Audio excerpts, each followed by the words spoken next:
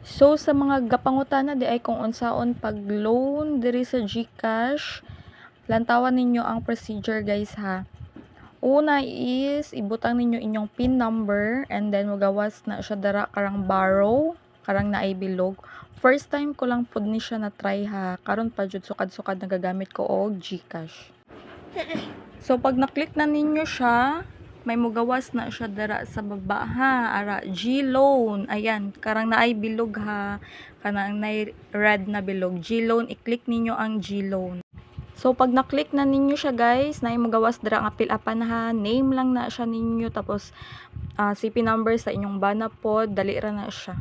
So pagkatapos na kog fill up, wala na ko siya na screenshot ha. So mauna ni siya on.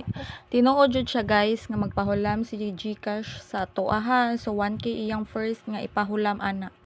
So kung natingala mo nga nung 970 na lang siya, gikuhaan siya processing fee nga 30 pesos and 6 months nimo siyang i-fully paid tapos 236 imong monthly, so gamay lang, dili kay siya bugat.